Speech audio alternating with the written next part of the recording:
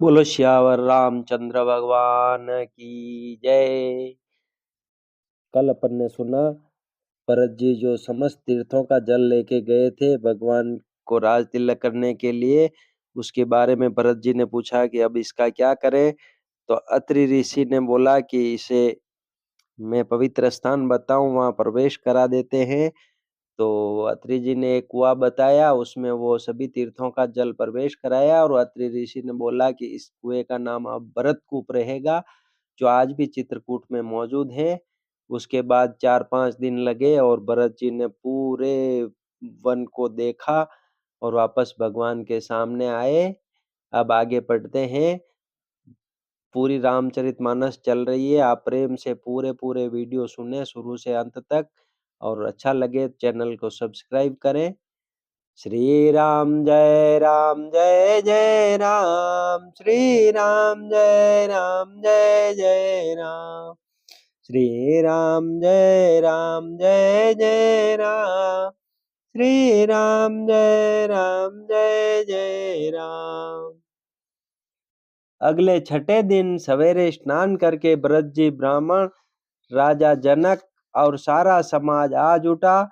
आज सबको विदा करने के लिए अच्छा दिन है, यह मन में जानकर श्री कृपालु श्री राम जी कहने में सकुचा रहे हैं। श्री रामचंद्र जी ने गुरु वशिष्ठ जी, राजा जनक जी, भरत जी और सारी सभा की ओर देखा, किंतु फिर सकुचा कर दृष्टि फेर कर वे पृथ्वी की ओर ताकने लगे। सभा उनके शील की सराहना करके सोचती है कि श्री रामचंद्र जी के समान संकोची स्वामी कहीं नहीं है।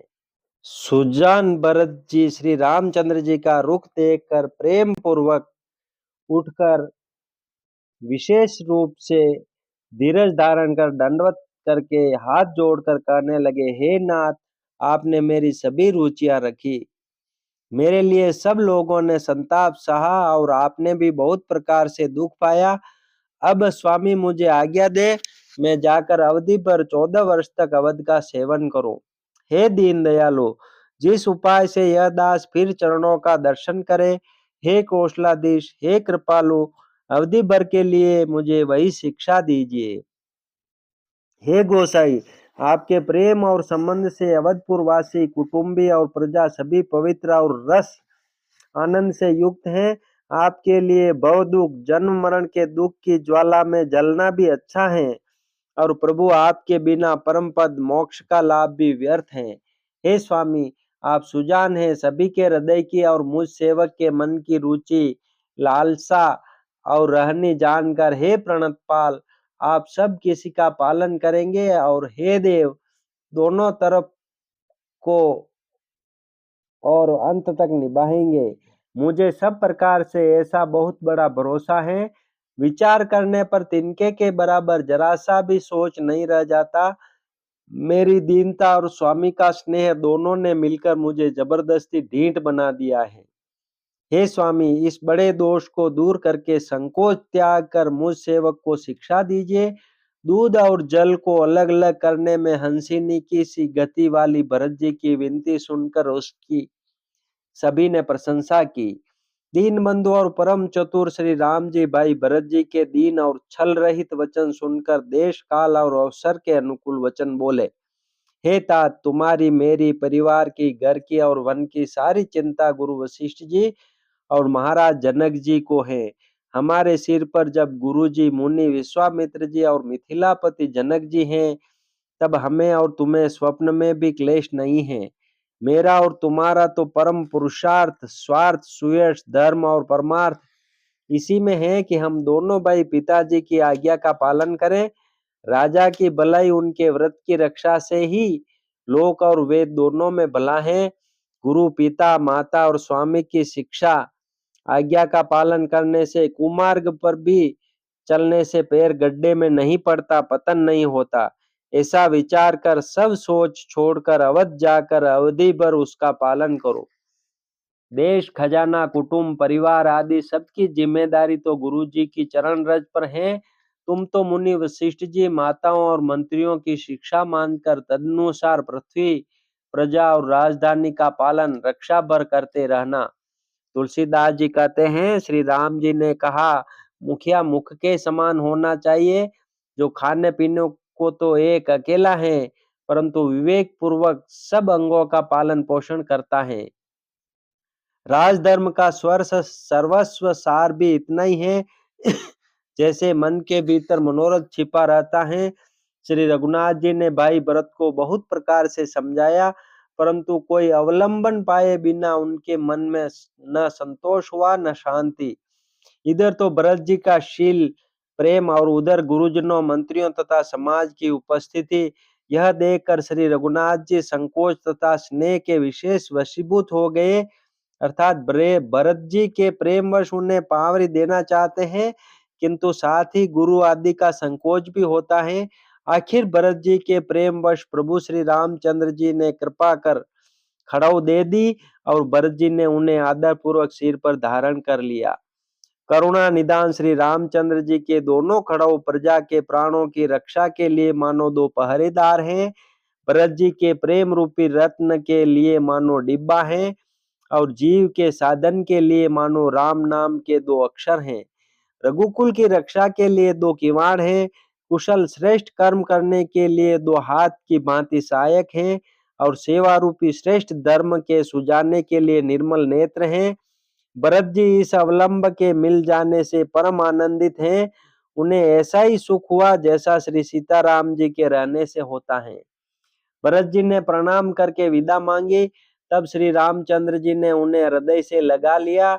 इधर कुटिल इंद्र ने बुरा मौका पाकर लोगों का उच्चाटन कर दिया। वह कुचाल भी सबके लिए हितकर हो गई। अवधि की आशा के समान ही वह जीवन के लिए संजीवनी हो गई। नहीं तो उच्चाटन न होता तो लक्ष्मण जी, सीता जी और श्री रामचंद्र जी के वियोग रूपी बुरे रोग से सब लोग घबरा कर हाय हाय करके मर ही जाते। श्री राम जी की कृपा ने सारी उलझन सुधार दी। देवताओं की सेना जो लूटने आई थी, वही गुणदायक हितकारी और रक्षक बन गई। श्री राम जी भुजाओं में भरकर भाई भरत से मिल रहे हैं। श्री राम जी के प्रेम का वह रस आनंद कहते नहीं बनता। तब तन मन और वचन तीनों में प्रेम उमड़ पड़ा। धीरज की दूरी को धारण करने वाले श्री रघुनाथ जी ने भी धीरज त्याग दिया। वे कमल सदृश नेत्रों से प्रेमाश्रुओं का जल बहाने लगे। उनकी यह दशा देखकर देवताओं की सभा समाज दुखी हो गई।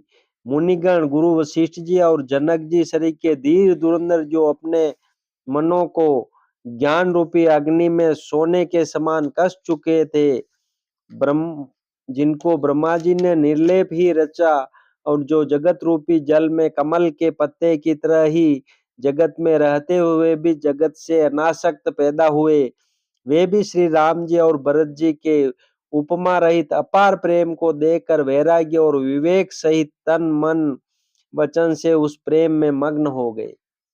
जहां जनक जी और गुरु वशिष्ठ जी की बुद्धि की गति कुंठित हो गई, उस दिव्य प्रेम को प्राकृत लौकिक कहने में बड़ा दोष है। श्री रामचंद्र जी और भरत जी के वियोग का वर्णन करते सुनकर लोग कवि को कठोर हृदय समझेंगे।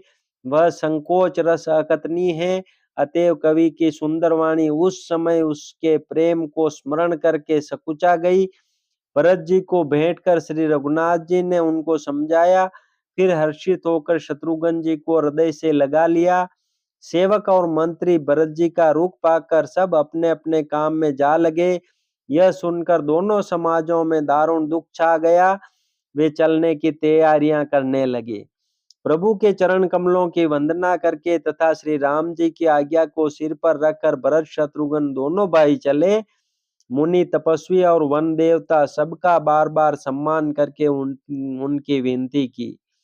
फिर लक्ष्मण जी को क्रमशः भेंट कर तथा प्रणाम करके और सीता जी के चरणों की धूलि को सिर पर धारण करके और समस्त मंगलों के मूल आशीर्वाद सुनकर वे प्रेम सहित चले।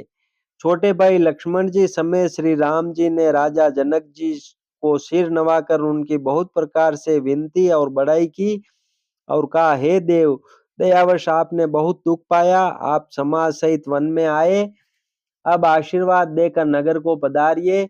यह सुन राजा जनक जी ने धीरज धरकर गमन किया। फिर श्री रामचंद्र जी ने मुनि, ब्राह्मण और साधुओं को विष्णु और शिव के समान जानकर सम्मान करके उनको विदा किया। तब श्री राम लक्ष्मण दोनों भाई सास सुनैना जी के पास गए और उनके चरणों की वंदना करके आशीर्वाद पाकर लौट आए। फिर विश्वामित्र, वामदेव, जाबाली और शुभ आचरण वाले कुटुंबी, नगर निवासी और मंत्री सबको छोटे भाई लक्ष्मण जी सहित श्री रामचंद्र जी ने यथा योग्य विनय एवं प्रणाम करके विदा किया। कृपा निदान श्री रामचंद्र जी ने छोटे, मध्यम और बड़े सभी श्रेणी के स्त्री पुरुषों का सम्मान करके उनको लौटाया। भरत की माता कैकेयी के चरणों की वंदना करके प्रभु श्री रामचंद्र जी ने पवित्र निश्चल प्रेम के साथ उनसे मिल भेंट कर तथा उनके सारे संकोच और सोच को मिटाकर पालकी सजाकर उनको विदा किया। प्राण प्रिय पति श्री रामचंद्र जी के साथ पवित्र प्रेम करने वाली सीता जी नेहर के कुटुंबियों से तथा माता पिता से मिलकर लौट आई। फिर प्रणाम करके सब सासुओं से गले लगकर मिली। उनके प्रेम का वर्णन करने के लिए कवि के हृदय में हुलास उत्साह नहीं है। उनकी शिक्षा सुनकर और मनचाहा आशीर्वाद पाकर सीता जी सासुओं तथा माता पिता दोनों ओर की प्रीति में समाई बहुत देर तक निमग्न रही। तब श्री रघुनाथ जी ने सुंदर पालकियां मंगवाई और सब माताओं को आश्वासन देकर उन पर चढ़ाया। दोनों भाइयों ने माताओं से समान प्रेम से बार बार मिलजुल कर उनको पहुंचाया। भरत जी और राजा जनक जी के दलों ने घोड़े, हाथी और अनेकों तरह की सवारियां सजाकर प्रस्थान किया। सीता जी एवं लक्ष्मण जी सहित श्री रामचंद्र जी को हृदय में रखकर सब लोग बेसुध हुए चले जा रहे हैं। बैल, घोड़े, हाथी आदि पशु हृदय में हारे शिथिल हुए परवश मन मारे चले जा रहे हैं। गुरु वशिष्ठ जी और गुरु पत्नी अरुंधति जी के चरणों की वंदना करके सीता जी और लक्ष्मण जी सहित प्रभु श्री रामचंद्र जी हर्ष और विषाद के साथ लौटकर पर्णकुटी पर आए। फिर सम्मान करके निषाद राज को विदा किया। वह चला तो सही, किंतु उसके हृदय में विरह का बड़ा भारी विषाद था। फिर श्री राम जी ने कोल, किरात, भील आदि वनवासी लोगों को लौटाया। वे सब जोहार जोहार कर वंदना कर करके लौटे। प्रभु श्री रामचंद्र जी, सीता जी और लक्ष्मण जी बड़ की छाया में बैठकर प्रियजन एवं परिवार के वियोग से दुखी हो रहे हैं। भरत जी के स्नेह, स्वभाव और सुंदर वाणी को बखान बखान कर वे प्रिय पत्नी सीता जी और छोटे भाई लक्ष्मण जी से कहने लगे। श्री रामचंद्र जी ने प्रेम के वश होकर भरत जी के वचन, मन, कर्म की प्रीति तथा विश्वास का अपने श्रीमुख से वर्णन किया। उस समय पक्षी, पशु और जल की मछलियां, चित्रकूट के सभी चेतन और जड़ जीव उदास हो गए। श्री रघुनाथ जी की दशा देखकर देवताओं ने उन पर फूल बरसाकर अपनी घर की दशा कही, दुखड़ा सुनाया। प्रभु श्री रामचंद्र जी ने उन्हें प्रणाम कर आश्वासन दिया। तब वे प्रसन्न होकर चले गए। मन में जरा सा भी डर न रहा। छोटे भाई लक्ष्मण जी और सीता जी समेत प्रभु श्री रामचंद्र जी पर्णकुटी में ऐसे सुशोभित हो रहे हैं मानो वैराग्य, भक्ति और ज्ञान शरीर धारण करके शोभित हो रहे हों। बोलो श्यावर रामचंद्र भगवान की जय। श्री राम जय राम जय जय राम। श्री राम जय राम जय जय राम। श्री राम जय राम जय जय राम। श्री राम जय राम जय जय राम।